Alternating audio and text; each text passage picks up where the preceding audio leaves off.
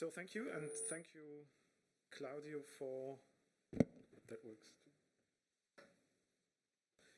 for the input. And I agree to everything, but I would like to complement one or two arguments with regard to the greener Europe. I would like to comment on this against the background of the Alps 2050 project that we concluded some months ago. And this is this region that you see here in the back, and you have the high mountain ranges in the center of the perimeter, and you have the valleys and the more urbanized areas surrounding it. So when we talk about greener Europe, then this is without a doubt a region that shows in some parts a very high vulnerability with regard to climate change, with regard to landslides, but also with regard to touristic sectors like mountaineering, skiing, and so on. So this is really illustrating what Claudio has said here. At the same time, it is the potential to be one of the forerunner regions. So when we talk about the 2 degrees Celsius objective, this is something that is already surpassed in this region. So we can already have a look into the future here.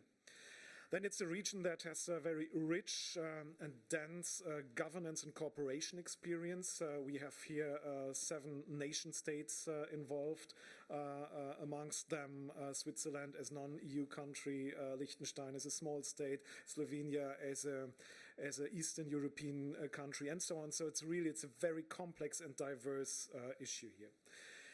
And at the same time, it's a rich region. I mean, most parts of the area that you see here, they are really above the European average, and many of them are above the average of their national values. For example, for the south of Germany, this is really true, or for the north of Italy. So what to do with that when we talk about the greener Europe? And I think one argument that I would like to add is to address the risk of being too sectoral. When we talk about environmental issues, it's about water management, it's about nature conservation, it's about all these issues. But in the end, who coordinates transformation processes towards a greener economy or greener development? And I would say that the natural candidate for doing so is the spatial development side. And that I missed a bit in the chapter that you provided for obvious reasons, because there's no spatial development mandate on the European level. But I think we have to think about these issues. I want to illustrate this by means of this map. What you see here is one of our ecosystem services maps and done at EURAG in Bolzano. And here we see on the left-hand side the drinking water demand, which is concentrated in the metropolises, and we see on the right-hand side the drinking water supply, which is concentrated in the mountain ranges. And it's obvious that you have to organize this functional region, if you want. So you have to ensure that you have enough drinking water in the big cities, and you have to organize it in a fair way so that you have still agricultural activities in the high mountain range and so on.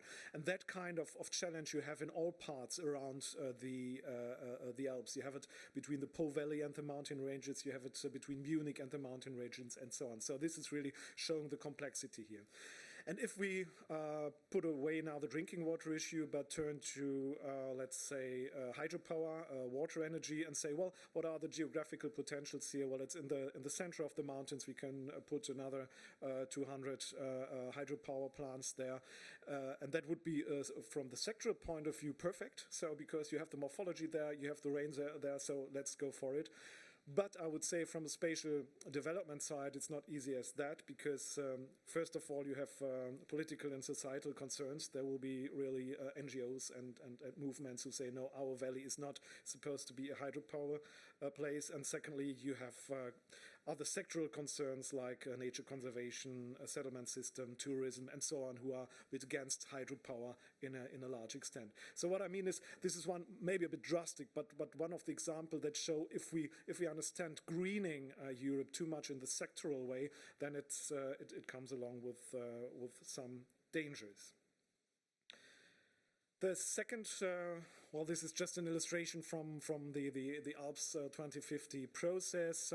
Just shows some of our comics that we produced that come from a communication process, from a debate with stakeholders. What could the Alpine future look like depending on what priorities you have there? I will not go into the detail, but that shows, I think, quite in a didactic way that it does make a difference what your objective with regard to spatial development is. It makes a difference also with regard to the environment, with regard to the role of green infrastructure and so on. And this leads me to the question of scale or level. In your report and in your presentation, you illustrated very well the role of the local, the regional, the national, the European level. What we see here and in the map before, that was the transnational, the macro-regional level. And from my point of view, this is a very relevant level, also with regard to environmental concerns. I mean, here we have a large mountain scale, mountain range, like we have others in Europe, and I think that it does make very much sense to address environmental issues on this scale. And if we have a look to the macro-regional policy in general, then it started with the objective to address common geographical challenges or concerns. And I think this is exactly what we are talking about here, common geographical concerns that are, for example, water management, climate change, and so on. So this is the second and last proposal that I would make for the chapter, that considering that the transnational level has some potential too, in particular if we take the spatial development perspective. So I think that was more or less 5 minutes.